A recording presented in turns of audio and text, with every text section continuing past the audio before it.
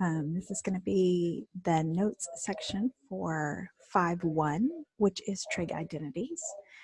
So I'm going to pull up the identities notes page on my screen, and I've made that available to you to download, but it may be more beneficial for you just to actually get out a piece of notebook paper and copy the notes, because there's research to prove that there is an association between what you write with your hands and what your brain remembers. So all right, so trig identities. First, let me give you the definition of an identity. You've been dealing with identities in math for a long time. It's just an equation that is satisfied by every value in the domain of its variable, whatever variable that happens to be. So let me remind you about some identities that you dealt with earlier,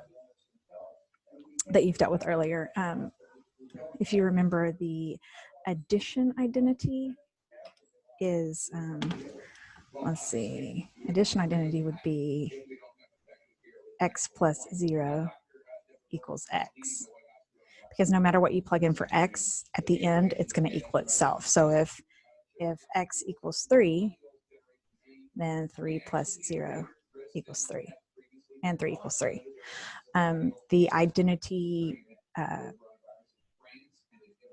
let's see, there'd be x times 1.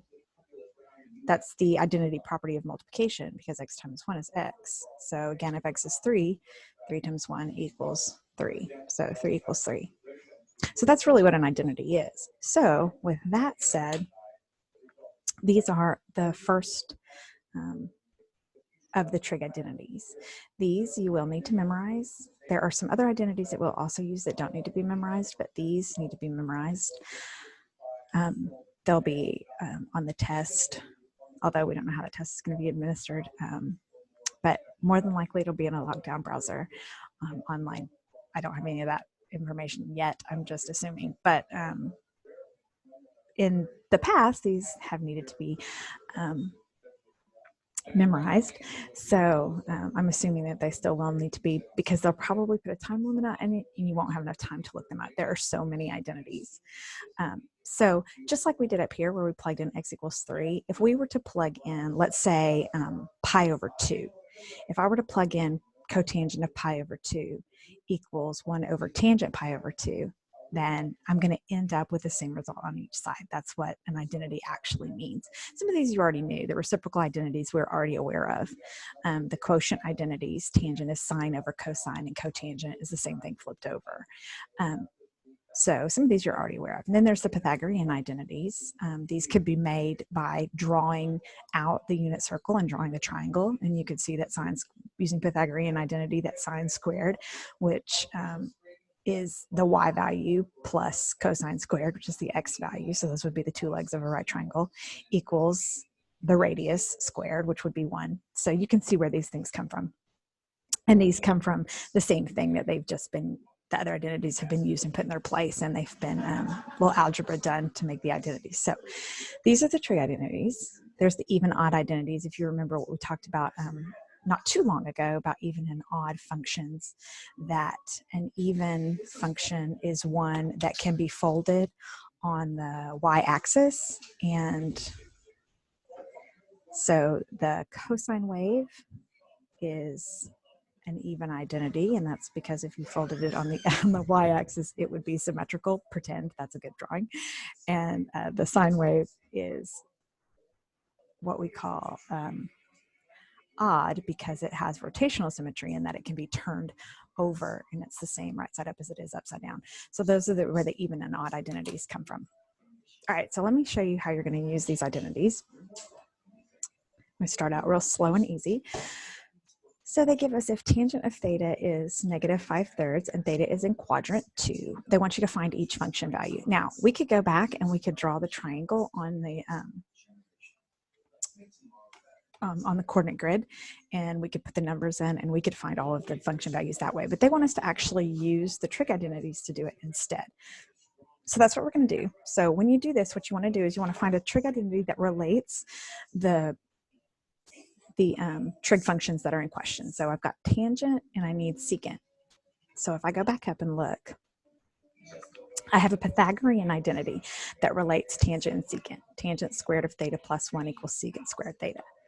So I know at this point you don't have them memorized, and that's fine. You'll some of it you'll memorize as you go, just because you use them so much. All right, so we're going to start with writing down the Pythagorean identity that we're going to use. So we've decided we're going to use tan squared theta plus 1 equals secant squared theta. Now, really the whole idea here is to substitute things in until we get down to what we're trying to find, which is secant theta. So I know what tangent of theta is. So if I plug in, now, just so you know, notation-wise, the way this is written, tangent squared theta, it really is the same thing as this, tangent of theta squared. So it's just a notation that they write it that way. So with that in mind, I could substitute in -5/3 for tangent squared. So that's what I'm going to do. I'm going to put -5/3.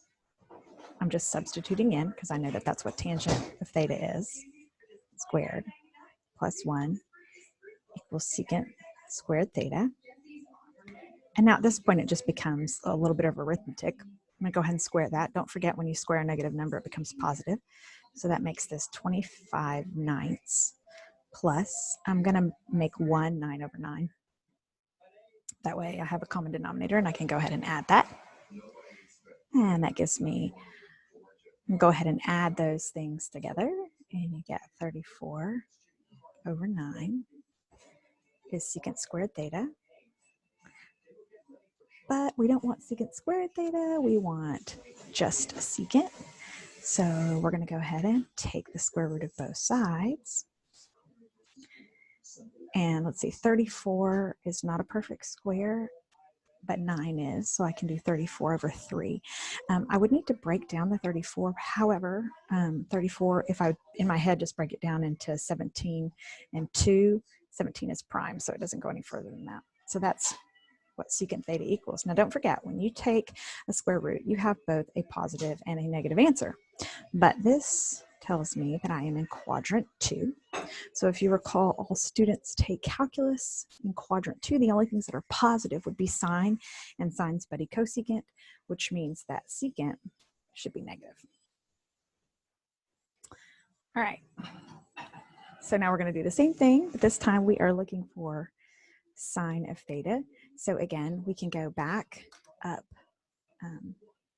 to look at our trig identities and see we're trying to relate tangent and sine. So I have this relationship that has tangent and sine in it. Now it also has cosine in it, but since I found secant, finding cosine would be pretty simple. So that's what I'm going to do. I'm going to use the tangent quotient identity. Let's see.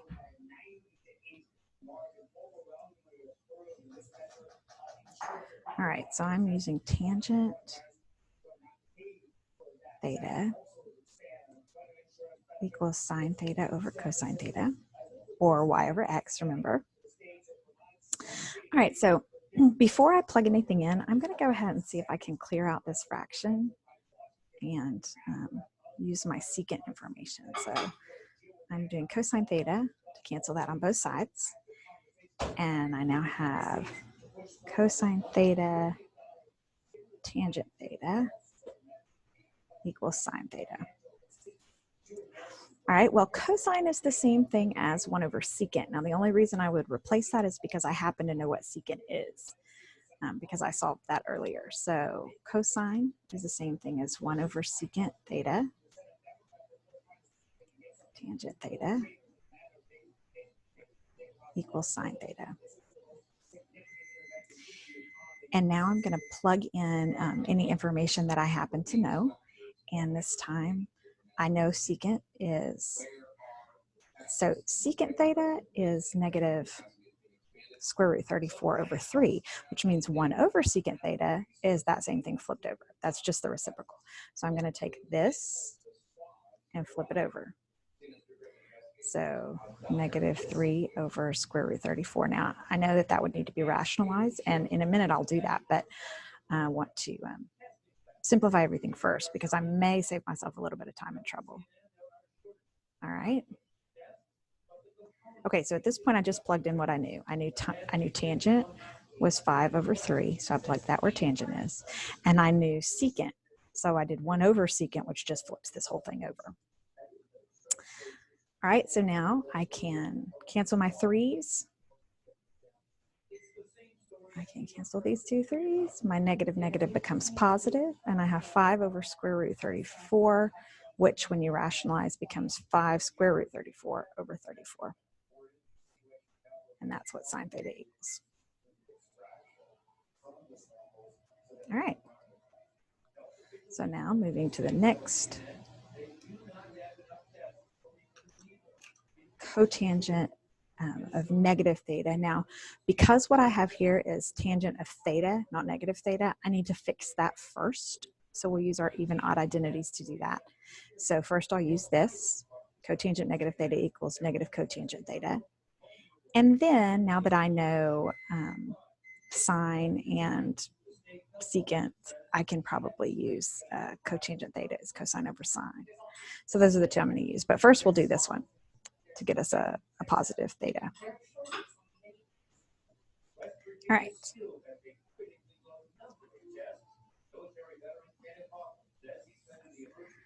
So first, cotangent negative theta equals negative cotangent theta. All right, now the next identity would have said cotangent theta equals cosine theta over sine theta. But we need negative cotangent theta, so I'm going to put negative cotangent theta over here. That would make this equal to negative cosine theta over sine theta. Okay, well, I know cosine is the same thing as 1 over cosecant. So cotangent theta negative 1 over secant theta over sine theta. Now don't forget that this is just division. So real quick, just to make this where we can all see what we're doing here. Negative cotangent theta equals negative 1 over secant theta divided by sine theta. All right, so negative cotangent theta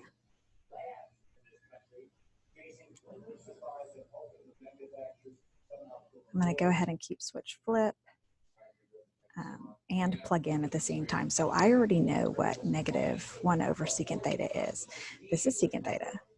The 1 flips it over, and that's a double negative, negative, negative. So it's going to become positive. So that's going to be 3, positive 3 over square root 34. So I keep this. I switch my division and multiplication, and I flip sine theta over. So if I flip sine theta over, now, if you remember, it was this 5 over square root 34 before I rationalized it. So when I flip it over, I'm going to make it square root 34 over 5. And then I can simplify anything that simplifies. So my square root 34s will be gone, and cotangent theta, negative cotangent theta, comes out to be 3/5, which means cotangent theta, so divided by negative 1, comes out to be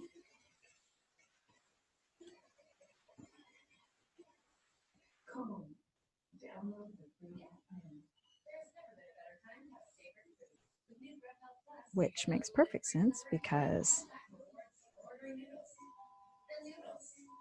we started out with tangent being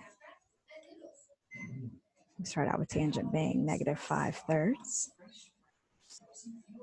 Oh, I shouldn't have put that over. No. It should still be. It's just negative.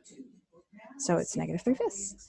And if you think about what quadrant you're in, quadrant 2, all students take calculus. Students would be sine and cosecant are the only things in that quadrant that are positive, so it does come out to be negative.